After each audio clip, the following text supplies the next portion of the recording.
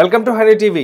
ప్రస్తుతం తెలంగాణ రాష్ట్రంలో ప్రతి ఒక్కరి చూపు కూడా ఈటెల రాజేందర్ గారి పైన స్పెషల్గా, ఎందుకంటే ఈటెల రాజేందర్ గారు చేస్తున్న కొన్ని చర్యలు ప్రతి ఒక్కరిని అట్రాక్ట్ చేస్తూ ఉన్నాయి. అయితే రీసెంట్గా కొంతమంది భూ కబ్జాదారుల పేరు చెప్పి ఆయన వాళ్ళ పైన చేయి చేసుకున్న వైనం ఎంతో వైరల్ గా మారింది. అయితే ఇప్పుడు బండి సంజయ్ గారు రూట్ లోనే ఈటెల గారు వెళుతున్నారా అన్న సంకేతాలు, లేకపోతే ఆ కోణంలో చూడాలంటే కొంతవరకు ఎస్ అని చెప్పాలా, నో అని చెప్పాలా కూడా కొంచెం సందిగ్ధంలో ఉన్నాం. అయితే దానికి సంబంధించి మనతో మాట్లాడడానికి తెలంగాణ యూత్ ప్రెసిడెంట్ అలాగే హుజురాబాద్ ఎమ్మెల్యే అభ్యర్థి అయినటువంటి ఇమ్మడి సతీష్ గారు ఉన్నారు. సార్తో మాట్లాడతారు. నమస్తే అండి. ఒక ఎంపీగా ఉండి పవర్లో ఉండి ఎంతో సీనియర్ అయినటువంటి రాజకీయ అనుభవం ఉన్నటువంటి ఈటెల రాజేందర్ గారు మొన్నొక విషయంలో, అది ఎవరైనా కానివ్వండి, పవర్ ఉంది కదా అని చెప్పి అలా చేయి చేసుకోవడం, అది కూడా బండి సంజయ్ గారు కూడా గతంలో బీజేపీలో ఉన్నటువంటి ఆయనే కదా, ప్రస్తుతం ఈయన కూడా పార్టీ మారిన తర్వాత, అంటే అంత దురుసుగా బండి సంజయ్ గారు రూట్లో వెళ్తున్నారని అనుకోవాలి ఈటెల రాజేందర్ గారు కూడా, లేకపోతే పవర్లో ఉండి అట్లా ఏది చేస్తే చెల్లుతుందనా? ఇప్పుడు ఒక ప్రజల ద్వారా ఎన్నికైన ఒక ఎంపీ గారు ఎలా ఉండాలి, ఎంత ఓర్పుగా ఉండాలి, ఎంత సిస్టమ్గా ఉండాలి. సో నీకు ప్రజలకు న్యాయం చేయాలి. ప్రజలు అన్యాయం అయిపోతున్నారు, ప్రజలకు ఇబ్బంది అవుతుందంటే, ప్రజల భూములు ఒక రియల్ ఎస్టేటర్లు కబ్జాలు చేసి కబ్జాదారులు లాక్కుంటారంటే దానికి ఒక సిస్టమ్ ఉంటుంది, ఒక పద్ధతి ఉంటుంది. ఆ పద్ధతి ప్రకారం మాట్లాడినా బాగుంటుంది.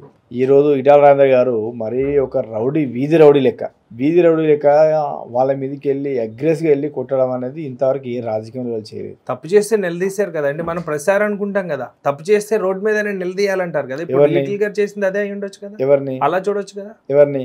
భూ కబ్జాదారుడు అన్నగానే కబ్జా చేశాడండి, కబ్జా చేశాడు కాబట్టి నిలదీశారు. వాళ్ళు కనుక కబ్జా చేస్తే దానికి సంబంధించిన ఎవిడెన్స్ ఉంటాయి, ప్రూఫ్స్ ఉంటాయి, వాళ్ళను ఏ విధంగా చట్టపరంగా నిర్ణయం తీసుకోవచ్చు. ఒక ఎంపీ గారు వెళ్ళి కొట్టడం అనేది చాలా దారుణ విషయం అంటున్నా. ఎంపీ వైరల్ అయింది కాబట్టి మనం ఎంపీ గారి దృష్టిలో చూస్తున్నామని అంటున్నా. ఈటెల రాజేందర్ గారు చాలా పవర్ఫుల్ పర్సన్ కదా అంటున్నా నేను. దేనికి పవర్ఫుల్? కాబట్టి ఇప్పుడు రోడ్డు మీద ఏదైనా చిన్న బండి అట్లా ఇట్లా తిప్పేటప్పుడు గీత పడితేనే సామాన్య జనం కొట్టుకుంటారు, కానీ ఎంతమంది వరకు తెలుస్తుంది? సామాన్యులు కాబట్టి ఎవరికి తెలియదు కాబట్టి మాట్లాడుకోరు. ఎంపీ కాబట్టి మాట్లాడుతున్నారని అంటున్నా. నేను అదే చెప్తున్నాను. ఎందుకు తప్పు అవుతుంది అంటున్నాను నేను. తప్పు ఎందుకు అవుతుంది అంటారు. నిలదీశారు ఎన్నిసార్లు తప్పు ఎందుకు అయితే తప్పింది మరీ గుచ్చి అడుగుతున్నారు. అవును, ఎందుకు తప్పు అవుతుంది అంటే, ఒక కబ్జాదారుని మీద ఇంకో ల్యాండ్ కబ్జాదారుడు చేసుకోవడం చాలా నేరం అని చెప్తున్నాను. గతంలో ఈటెల రాజేందర్ కబ్జాదారుడు అనే ఒక పార్టీని సస్పెండ్ చేశారు. వాళ్ళ సొంత పార్టీ నుండే టీఆర్ఎస్ బీఫామ్ ఇచ్చి, టీఆర్ఎస్ టికెట్ ఇచ్చి, టీఆర్ఎస్ పైసలు ఇచ్చి ఈ స్థాయి తీసుకొచ్చి నీకు పెంచి పోషించిన ఒక పార్టీ, సొంత పార్టీ, నువ్వు ఒక కబ్జాదారు అని నిన్ను పార్టీని బర్తరఫ్ వేసింది.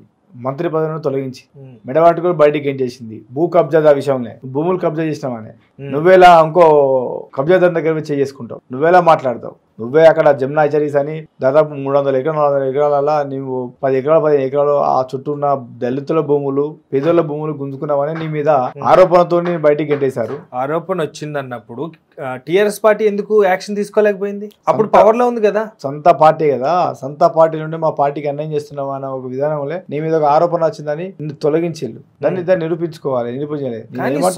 టీఆర్ఎస్ పార్టీ మీద గెలిచారు కదా. ఇప్పుడు తర్వాత హుజరాబాద్ లో మేమందరం కష్టపడితే, మా ప్రాణత్యాగం చేస్తే, మా జీవితాలు ఆగం చేస్తే, మేముండి కొట్లాడి నేను గెలిపించినాం. నువ్వేదో అక్కడ నువ్వు కూర్చొని నువ్వేదో పోటీ చేస్తే గెలవలే. నీ కొడుకు రాలేదు, నీ బిడ్డ రాలేదు, మీ వాళ్ళు ఎవరు రాలేదు.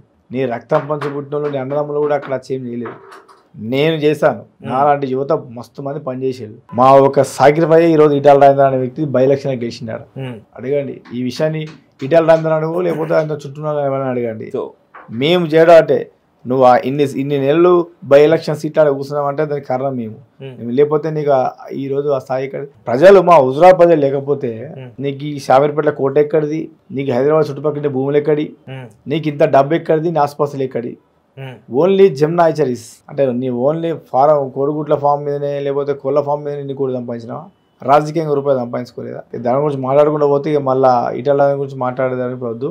ఎందుకంటే సరే, అది బీజేపీ పార్టీ హైకమాండ్ అర్థం చేసుకోవాలి ఎలాంటి వ్యక్తికి మనము పదవి ఇస్తున్నాము. ఇప్పుడు కూడా అధ్యక్ష పదవి అతనికి ఇస్తున్నాం అని చెప్పేసి చాలా మంది మాట్లాడుతున్నారు కదా. ఒక రాష్ట్ర అధ్యక్ష పదవి ఏ వ్యక్తికి ఇస్తున్నాం, ఎలాంటి వ్యక్తికి ఇస్తున్నాం అనేది ఆలోచన చేసుకోవాలి. పవర్ఫుల్ పర్సన్ కాబట్టి.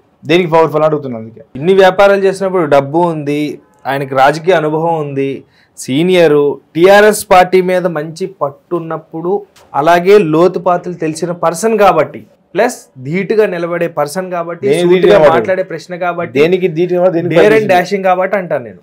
టీఆర్ఎస్ ఉద్యమం టైంలో టిఆర్ఎస్ ఉద్యమం ఉన్న టైంలో తప్ప ఈటల రాజేందర్ గారు ఎక్కడ కొట్లాడి అతను ఎక్కడ కొట్లాడి పనిచేసిన దాఖలు లేవు. ఇప్పుడు పవర్ వస్తేనేనండి పవర్ బయటకు వస్తుంది. 20 ఏళ్ళు మేము ఎందుకు ఇట్లా మాట్లాడుతున్నాం, ఎవరి గురించి మాట్లాడినాం. 20 ఏళ్ళు మా ప్రాంతంలో, మా హుజరాబాద్లో, పాత కమలాపూర్లో మా త్యాగాలకు మొత్తం ధీటుగా మీకు పనిచేసి నీకు అక్కడ శిలాపలకాలు కట్టి పెద్ద పెద్ద విగ్రహాలు కట్టి నీకంటే నీకు ఫ్లెక్సీలు కట్టి నీకు పాలాభిషేకం చేసిన వ్యక్తి నేను. అంతే సన్నిహితంగా ఉన్నారా? నీ కోసం నేను ఎంత పని చేసినా తెలుసు. ఈటల అనే వ్యక్తి నా కోసం కాదు, నాకేం చేయకపోయినా నాకు అవసరం లేదు. మా హుజరాబాద్ ప్రజలకు ఏం చేస్తారని గదే అడుగుతున్నాం. 20 ఏళ్ళు అక్కడ ఉన్నాం. 20 ఏళ్ళలో చేసిన అభివృద్ధి ఏంటిది? 20-25 ఏళ్ళు నీ సంత కమలాపూర్ నీ ఊరునే బస్ స్టాండ్ కట్టేయలేదు ఇంతవరకు. ఇంకేం అభివృద్ధి చేస్తారు? చెయ్యలేనప్పుడు అదే హుజూరాబాద్ లో టిఆర్ఎస్ పార్టీ నుంచి బయటకు వచ్చిన తర్వాత ప్రజలు ఏం చూసి ఆయనకు ఓటేసి గెలిపించారు? ఎక్కడ? హుజూరాబాద్ లో బై ఎలక్షన్స్ లో జాలి, దయ. మా కేసీఆర్ గారు వినండి నిన్ను అయ్యో బిడ్డడు కేసీఆర్ అంటే అప్పుడు కేసీఆర్ మీద వ్యతిరేకం, టీఆర్ఎస్ పార్టీ మీద కొంత అసంతృప్తి కలగడం, ఆ తర్వాత పార్టీ నుండి బయటకు వచ్చింది. అప్పుడే ఎలగొట్టిన తర్వాత ప్రజలకు ఏం అర్థం కాకుండా ఉండడం, మా హుజరాబాద్ ప్రజలకు ఏం అర్థం కాకుండా ఉండడం. ఈయన పార్టీకి బయట రాగానే అయ్యో బిడ్డడు ఉండే కదా, బీసీ బిడ్డ, మనకు తెలిసిన వ్యక్తి, 20 ఏళ్ళు ఉన్నాడు, ఎట్లయితే అని అక్కడ ప్రజలంతా ఆలోచన చేసుకొని అభిమానంతో ఆడ సరే ఎట్లయితే ఏదైతే అన్యాయం చేసిండు పార్టీలోకి వెళ్ళి ఉన్నప్పుడే బయటికి వెళ్ళగొట్టిండు, తప్పు చేసిండో లేదు తర్వాత విషయం అని చెప్పేసి ఓట్లేదు. మరి అట్లా అంటే ఇంకా అదే సానుభూతి అదే ఉంటే మొన్న ఎందుకు ఓట్లు గెలిపేయలేదు? మా వాళ్ళు మీ అందరూ ఎందుకు తిరుగుబాటు చేసినాం? అలాంటి నమ్ముకున్న వ్యక్తులు నీ ఎంబడి ఉంటే కనీసం మాకు ఇంత న్యాయం కూడా చేయలేదు, 10 రూపాయలు సాయం కూడా చేయలేదు, ఏ రోజు పని చేయలేదు. మేము పని చేస్తూ ఉంటే మేము పనిచేసి మేము టికెట్లు అడిగితే మాకు టికెట్ లేకుండా ఇంకోటి టికెట్లు ఇస్తావు. మా కనీసం ఏ రోజు మేము అడిగినప్పుడు ఆ పని కూడా చేయడు. ఇందాక బండి సంజయ్ అన్నారు. బండి సంజయ్ అగ్రెసివ్గా పోతుండు, ఆయన రూట్లో పోతున్నాడు మీరు మాట్లాడుతున్నారు కదా. బండి సంజయ్ కింద ఇటల అస్మాన్ తరాకు ఉంటుంది. అనే కార్యకర్త బండి సంజయ్ అనే వ్యక్తి ప్రతి కార్యకర్తను కాపాడుకుంటాడు, కంట్లో పెట్టుకుంటాడు, కడుపులో దాచిపెట్టుకుంటాడు. ఏ అవసరం ఉన్నా ప్రతి కార్యకర్త సాయం చేస్తాడు బండి సంజయ్. కార్యకర్తలను కాదు, నిన్ను నమ్మి నీకోసం ప్రాణాలు చేసి నీకోసం ప్రాణత్యాగాలు చేసి నీ ఎందుకు ఉండను కూడా ఎవరికి న్యాయం చేయాలి ఈటల రాజేందర్. 20 ఏళ్ళు హుజరాబాద్ చుట్టుపక్కల ఒక్క లీడర్ ఎదగనియలేదు, ఎవరిని దగ్గర రానియలేదు. ఆయన స్వార్థాల కోసం ఆయన పని కోసం ఈటల పనిచేసుకో కానీ ఏ ఒక్క రోజు ప్రజల కోసం పనిచేసిన వ్యక్తిగా అది ఈటల రాజేందర్. అంటే మనిషి చూసే కోణం ఒకటి, వెనకాల చేసే కోణం ఈటల రాజేందర్ గురించి ఇంకా చాలా మందికి అర్థమైతే ఉంటుంది మెల్లమెల్లగా ఇలాంటి వ్యక్తి ఏంది అనేది.